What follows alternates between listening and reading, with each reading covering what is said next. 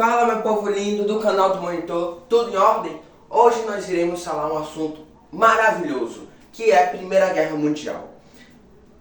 A gente vai compreender como era o contexto da época, que é super interessante, que a gente vai tocar em outros assuntos.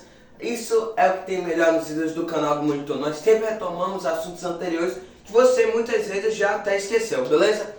Nós iremos discutir como foi que isso se desenvolveu, as razões, como foi que o conflito se estendeu e a parte mais interessante, as consequências e o que ela tem de conexão com a nossa vida hoje e com a Segunda Guerra Mundial. Então, bora surfar essa onda? Vem comigo. Primeira Guerra Mundial. Assim, o globo nunca tinha passado por um conflito tão poderoso, tão assim destrutivo e que envolvesse tantos países, tantos territórios como o que ocorreu entre 1914 e 1918, beleza? Vocês que já são velhos, colegas meus aqui do canal do Monitor, o que eu digo toda vez que estudo a história? Para você entender o que acontece, o que está acontecendo, o que vai acontecer, retorne para os antecedentes. Então, bora retornar para os antecedentes da Europa, que é o clímax, que é o cenário principal desse conflito. Bora? Então pronto, antecedentes. Paz e transformações.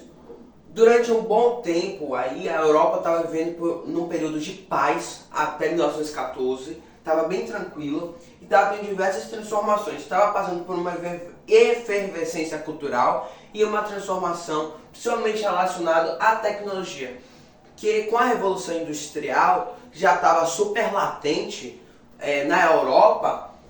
Houve um desenvolvimento gigante da ciência e essa ciência possibilitou, depois que a gente vai chegar na questão da paz armada e na própria guerra, a criação de armas nunca antes vistas. Então nós tivemos um desenvolvimento bélico gigantesco. Sabe o que é gigantesco?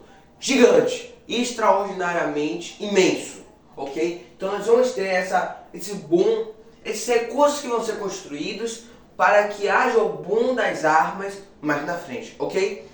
Mas essa transformação, essa paz, ela pode ser estudada com melhor compreensão se nós tocarmos no assunto da Belle Époque. A Belle Époque, na verdade, eu acabei falando com sotaque italiano, mas na verdade Belle Époque é um termo em francês que significa época bela, beleza? Então a Belle Époque se estendeu mais ou menos de metade do século XIX até o início da Guerra Mundial, da Primeira Guerra Mundial, que é início do século XX. A Belle Époque foi caracterizada por uma modernização completa.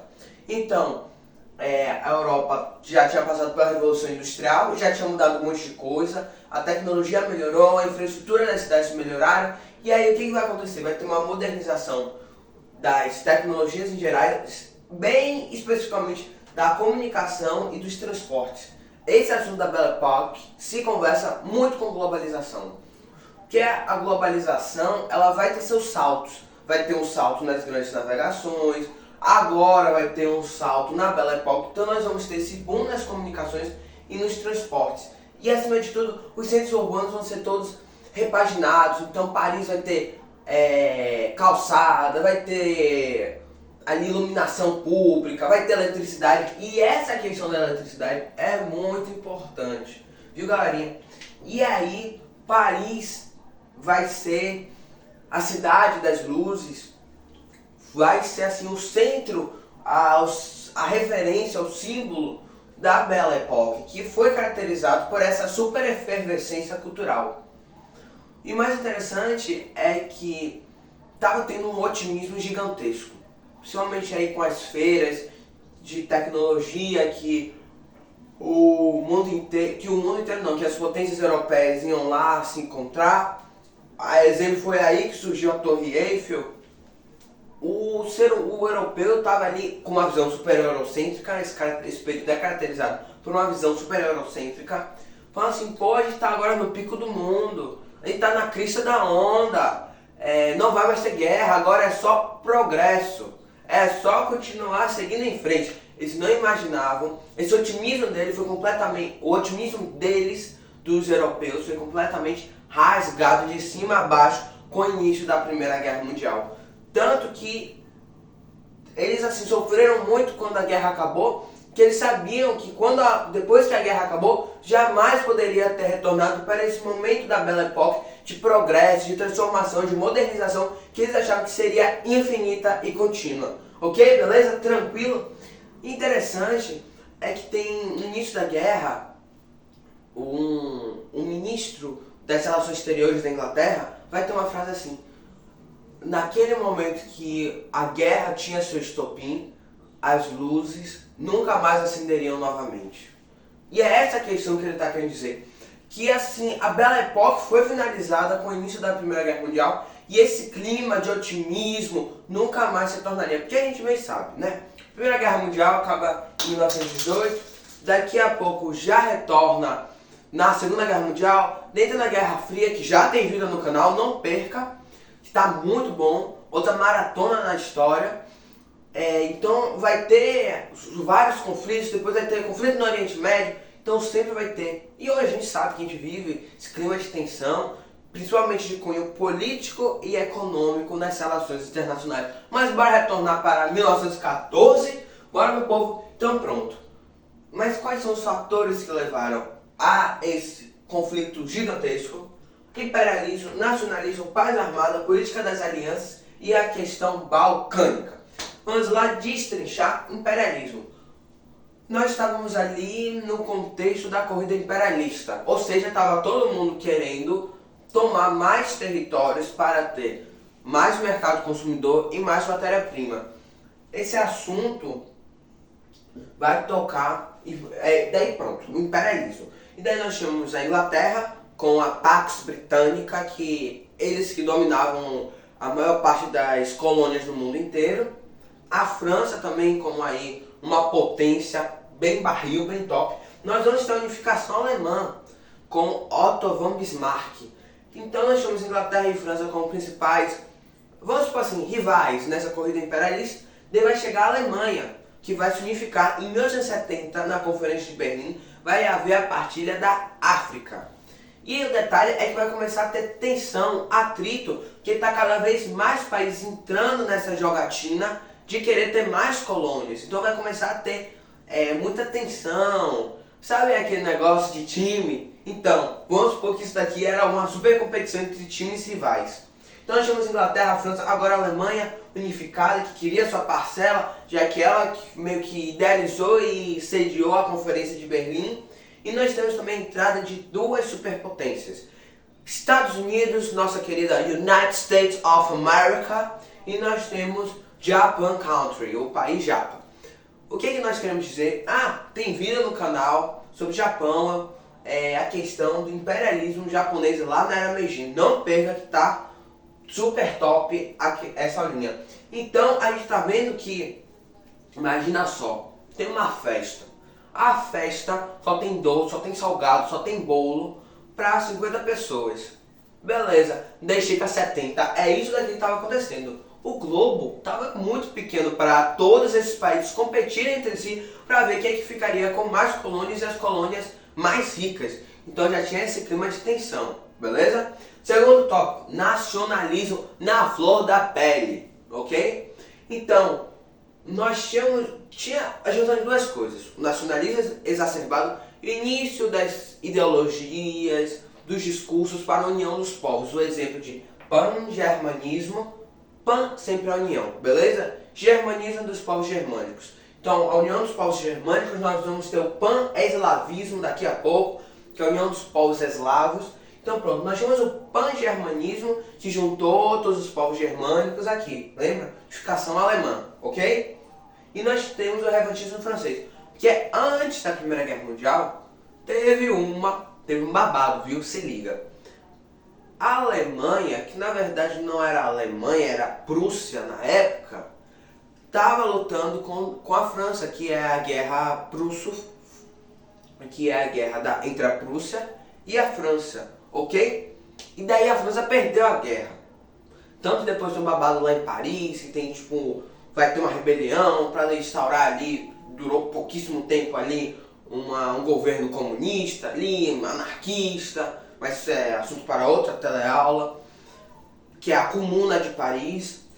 Mas aí o que acontece? Eles vão perder um território mega, ultra, supra importante, que é Alsácia-Lorena. Alsácia-Lorena é importante por causa da sua localização, porque tem reservas de carvão, mineral e ferro, que foi imprescindível para continuar a manter a industrialização francesa, e para a Alemanha foi super importante nesse momento. Então a França e a Alemanha só queria saber de porrada, porque a França tomou um nocaute, ficou de mãos atadas, né, porque teve que assinar falando que foi ela que perdeu, e ela queria uma revanche, ela queria entrar no ringue de novo. O terreiro não podia ter dois galos. Então foi isso. Então nós tínhamos a França e a Alemanha. Na verdade, a Alsácia-Lorena foi importante para a unificação da Alemanha, que antes era a Prússia, ok? Então para a unificação da Alemanha, então a Alemanha e a França estavam querendo entrar no ringue de novo. E a paz armada. Por que a paz armada foi extremamente importante? A paz armada é o seguinte, todo mundo sabia que daqui a pouco iria ter um super conflito. E aí eles falaram assim, sabe Dilma, eu não vou sentar minha cabeça não. Eu vou aqui ficar sentado no meu país, na minha nação, de boa aqui. E eu vou começar então a investir no aumento dos meus exércitos, no aumento da minha marinha e na inovação bélica. Ou seja, eu vou armar todo mundo. E é isso que vai acontecer. Então tava todo mundo, o vizinho passando, a Alemanha, a França, Inglaterra aqui. Beleza, você tá de bem? Beleza, eu também tô de bem. Não mexa no meu pedaço não. Bora ficar cada um na tua. Enquanto isso, aqui escondido, sabe Dilma, eu vou investir mais. Toma aqui, toma aqui, toma aqui. Quero que invista mais no meu exército. Quero que ele esteja mais preparado para um conflito iminente. Então os países sabiam que teria alguma guerra a algum momento. Enquanto isso, a população sem notar muito bem isso com a Belle Époque. Ok? Top, beleza? Então nós temos a política das alianças. Rapaz, esse daí é bronca. Imagina só, na sala de aula, fulano, Joãozinho, decide que vai brigar com Marquinhos. Daí Joãozinho vai falar o seguinte, rapaz, Marquinhos é mais forte do que eu. Mas Pedrinho, rapaz, eu, João, Pedrinho contra Marcelo, a gente ganha. Daí Marcelo, foi Marcelo? Deixa eu refazer.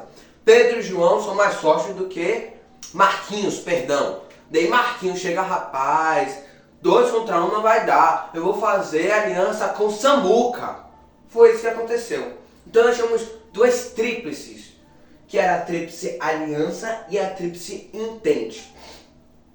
A tríplice aliança foi um acordo assinado entre a Alemanha, Império Austro-Húngaro, que era uma monarquia dupla, e a Itália, ok? Então eles fizeram esse acordo no qual, se um desses 3 fosse atacados, todos os outros teriam que entrar nesse barco da briga, beleza? Para defender o país que foi atacado. E a entente, quer dizer, calma, ainda não existia entente. Na Inglaterra, Rússia, França, falaram assim, rapaz, o negócio vai sobrar pra mim, sabe Dilma? Deixa eu também fazer meu esquema de aliança. Daí fez Inglaterra, Rússia e França. Rússia era o império, era um czar, era czarismo. Não tinha ainda a Revolução Menchevique, ok? Então pronto. Mas aí tem um babado, ou estopim, a quebradeira, que é a questão balcânica. Nós temos 2 jogadores nesse tabuleiro. Nós temos a Sérvia, que era a super amiguinha aliada da Rússia, e eles queriam pan-eslavismo, que é a região balcânica é ali que pega Sérvia, antiga Eslováquia, Grécia, porque aquela região era dominada pelo Império Turco-Otomano. Entretanto, porém, contudo, todavia, o Império Turco-Otomano já estava velho, já estava começando a ficar fraco, então estava começando, os europeus estavam começando a dizer, esse negócio aí vai dar bom para mim. Então a Sérvia tinha feito aliança com a Rússia e queria juntar os povos eslavos. E a Áustria, que era o Império Austro-Húngaro, aliado da Alemanha e da Itália, lá da Tríplice Aliança, da Aliança, vai fazer o seguinte, eu quero também a região pan-eslava, a região eslava, porque eu quero formar uma monarquia tripla, Áustria, Hungria e a região ali da região Eslováquia. E aí nós temos o Francisco Ferdinando, que é o arquiduque, o arquiduque. Seria o próximo na linha de sucessão. Ele vai mais sua esposa para Sarajevo, que fica lá na Bósnia, que é uma região da região balcânica, da região balcânica. E aí tinha uma sociedade secreta que era a Mão Negra. A Mão Negra, ele era contra essa unificação com o Império Austro-Húngaro e apoiava os objetivos da Sérvia, que era o pan-eslavismo. Com isso, então, Francisco Ferdinando está lá no carro de boa, ele está lá em Sarajevo, que fica na Bósnia, para propagar o plano da unificação da Áustria-Hungria e algumas regiões da região balcânica. E aí, Gravilo, príncipe, que ele era um estudante, integrante, membro da Mão Negra, vai lá e pau, pau, pau! Francisco Ferdinando morre! Deu B.O. O que poderia dar errado? O que acontece? O Império Austro-Húngaro perdeu o seu príncipe, ok? Daí ele vai falar o seguinte: rapaz, não gostei do que vocês fizeram. Eu declaro guerra contra a Sérvia. A Sérvia era aliada da Rússia. Daí a Rússia falou assim: ah é? Você vai lutar aqui no meu quintal? Eu também entrei na guerra. Então Rússia e Sérvia contra Império Austro-Húngaro. Daí o Império Austro-Húngaro falou: é isso mesmo? Então vai ser Alemanha, Austro-Húngaro e Itália contra Rússia, Sérvia. E se a Rússia está sendo atacada, a Tríplice Entente é acionada. Então Inglaterra e França. Mas essa configuração mundial sofrerá mudanças. Porque nesse período de finzinho da paz armada, início da guerra, nós vamos ter um clima de euforia. Então tava todo mundo animado para a guerra. Imagina só, 70, 80 anos sem guerra, tá todo mundo animado. Eu vou pra guerra. No Natal já tô voltando para comer peru, para comer glu-glu. Na ceia de Natal com arroz, uva passas. Então pronto, eles estavam nesse clima e assim, patriotismo lá em cima, na estratosfera. Mas aí a Itália, ela foi assim: rapaz, eu vou entrar numa furada. Inglaterra, França, Rússia, não, eu vou mudar de barco. Eu vou virar a casaca. Eu não vou mais ser da Tríplice Aliança e eu vou entrar na Tríplice Entente. Então ele entra, ok? E o que vai acontecer, meu amigo? Na verdade ele entra em troca de territórios ali, mas no final ele não consegue. E é assunto para a Segunda Guerra Mundial, próxima teleaula. E o Turco Otomano, então que é o Império Turco Otomano, vai entrar no lugar da Itália na Tríplice Entente. E aí a guerra vai ter dois momentos, duas fases, que é a guerra de movimento e a guerra das trincheiras. A guerra de movimento foi a última guerra, a última batalha que foi utilizada ainda a cavalaria. Depois daquela época nunca mais foi usada. Então aqui nós temos bye-bye, cavalinhos, e vão entrar na aposentadoria.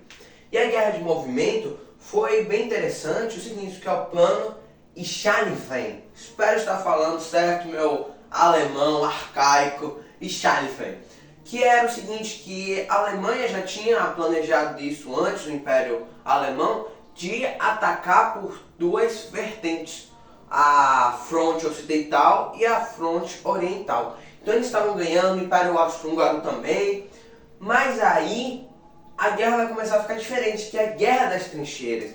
Então a Guerra do Movimento só vai durar um ano, que é de 1914 a 1915.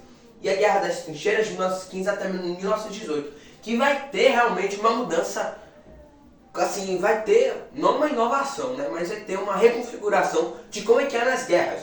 Porque se você voltar para a Guerra dos 100 Anos, Guerra da Prússia contra a França, a Batalha de Waterloo, a gente vai ver ali, morreu, acabou, ganhei, não sei quanto, beleza. Mas a Guerra das Trincheiras vai ser caracterizada por uma guerra extremamente lenta e pelo surgimento das trincheiras. São buracos na terra, onde os soldados viviam, moravam, se alimentavam, lutavam, ok? E vai ter péssimas condições de vida, completamente insalubres. E isso vai ser muito marcante, porque os soldados vão voltar com questões pós-traumáticas muito intensas, que todo dia eles estavam ali deparando com os colegas mortos e tudo, onde tinha muita disseminação de doenças, ratos, péssima alimentação, clima terrível, porque poderia chover e alagar tudo. Então foi péssimo e vitórias muito lentas.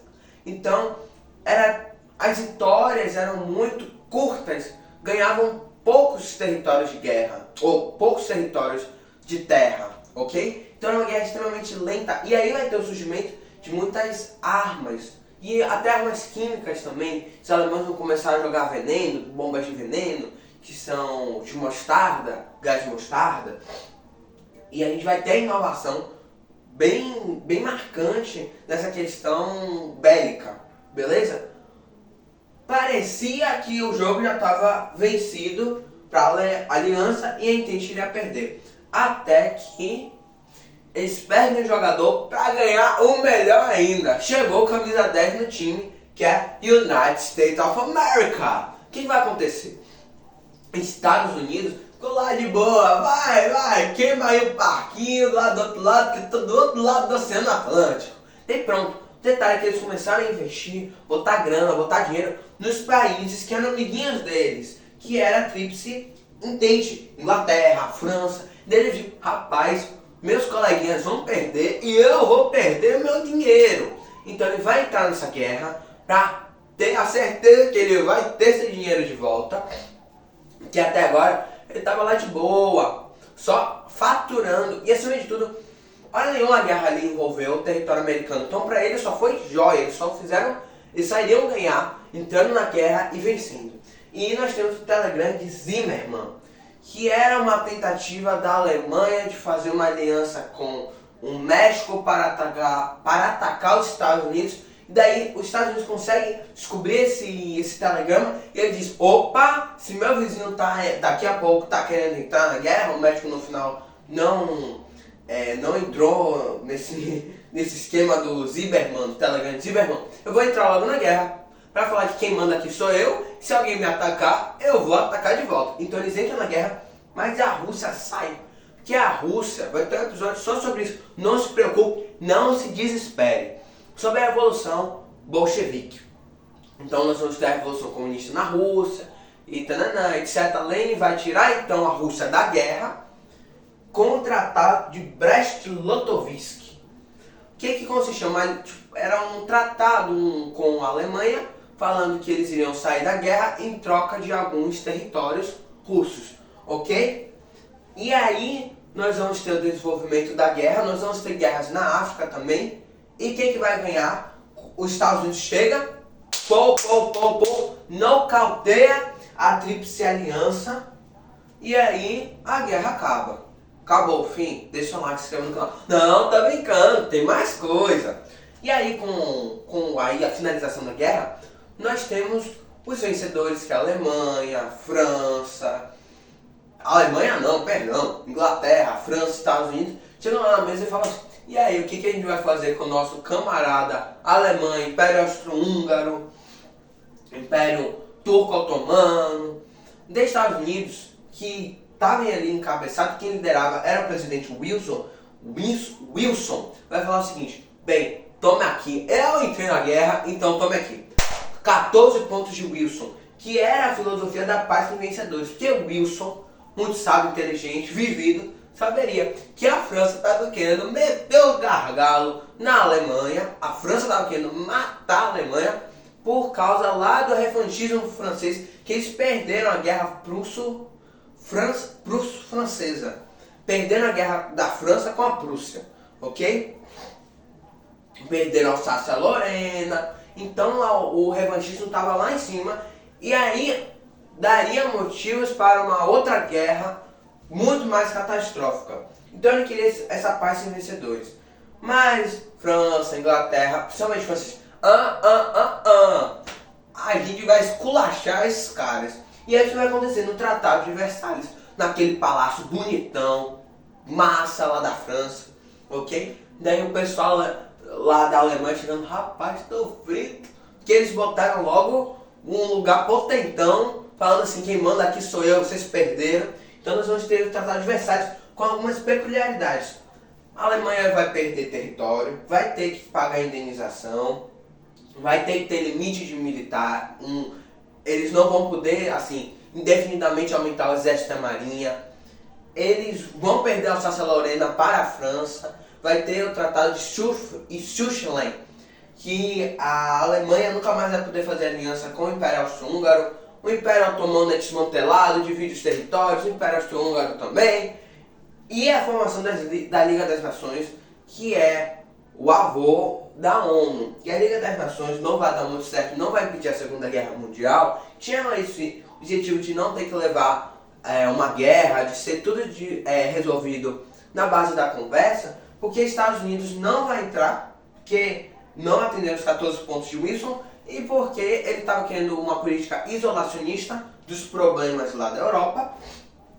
Então lembro que a Rússia não vai entrar, mas nesse momento não era lá essa cocada toda, porque estava tendo crise, guerra civil, revolução bolchevique, e aí vai ter consequência. A consequência mais direta é a Segunda Guerra Mundial, que a gente vai estudar, vai ter um episódio só sobre isso. Agora, as outras consequências é, por exemplo, inserção da mulher no mercado de trabalho, nós vamos ter essa mentalidade europeia totalmente diferente da guerra, vai ter essa frustração com a finalização da Belle Époque e essa incerteza do que seria pós-guerra, né? Que a pós-guerra da Primeira Guerra Mundial vai ser muita crise. Nós vamos ter o início do fascismo, do nazismo, crise na Alemanha, os países vão começar a voltar a caminhar depois de tudo isso. E o que vai acontecer? Próxima teleaula a gente se fala com Segunda Guerra Mundial, mas antes disso tem muita coisa. Tem Rússia, Revolução Russa, fascismo, nazismo. Então não perca, ok? Se vocês estão gostando do formato de aula, estão gostando da proposta do canal do Monitor, deixe seu like, se inscreva no canal, aperte no sininho e compartilhe. Na moral, dê essa força para nosso canal crescer. Então galerinha, até a próxima aula.